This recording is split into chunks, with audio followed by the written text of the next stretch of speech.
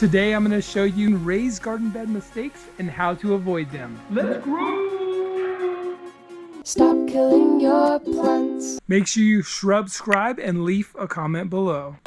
The first biggest mistake people make is they just spend too much money on all these fancy beds. And really a raised bed can just be anything raised above the ground. It doesn't even need to have sides. Of course, I think sides are a lot easier and better, but don't get caught up in spending too much money.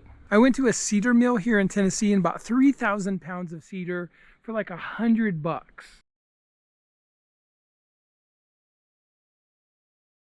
From an affordability perspective, one of my... Turkey!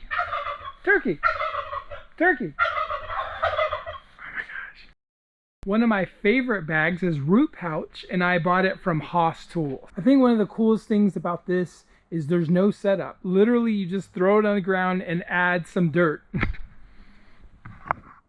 These root pouches have no setup. They're really easy. I really love them. I'll leave a link in the description below if you want to check them out. Man, this is pathetic. Look at this. What are you guys doing in here? The second mistake people make is not having enough sun. You want at least 6 to 9 hours of full sun every single day, so make sure you're not planting in a shady part of your house. The third biggest mistake I see people making with raised beds is not worrying about watering and irrigation enough. Honestly, it's going to be best for most people to have a drip irrigation system so they can just kind of set it and not worry about it every single day. But as long as you make a mental effort to go out there and water every single day in the mornings or evenings, not during the heat of the day, you should be fine. But that is a huge mistake people make. And by far the biggest mistake people make is not putting in the right soil. So make sure you spend most of your time, energy, and money on the soil, not necessarily the bed itself. The next mistake is not mulching on top of your bed, is to make sure that your plants have the biggest probability of surviving by not getting inundated with too many weeds. So it's just weed control, and you can use all kinds of things for weed control, from fabric to cardboard to mulch and straw. There's a million ways to do it, but we definitely recommend you mulch anytime you have a raised bed. Another really important thing to consider is the spacing between your beds. Personally, I was in a motorcycle accident about 15 years ago and I broke my back. So bending down is really hard. That's one of the reasons I love raised beds so much. And the next tip is height.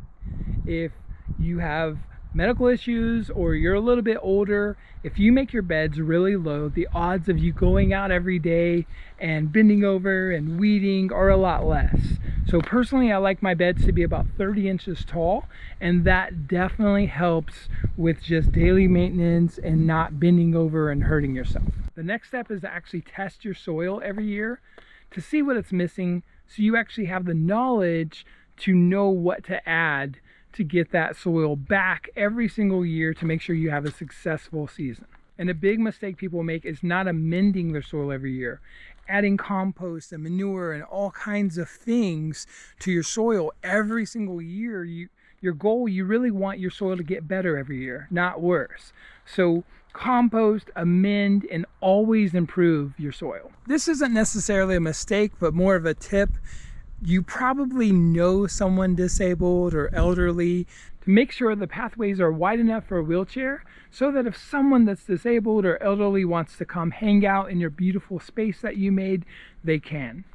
And the last raised bed gardening mistake people make is they don't put the tallest plants away from the sun and the shortest plants towards the sun. You don't want to shade out your smaller plants with taller plants, so make sure you account for that. Thanks for watching. Make sure you subscribe and leave a comment below. I'd love to hear your thoughts on what you'd like me to create next. Let's grow!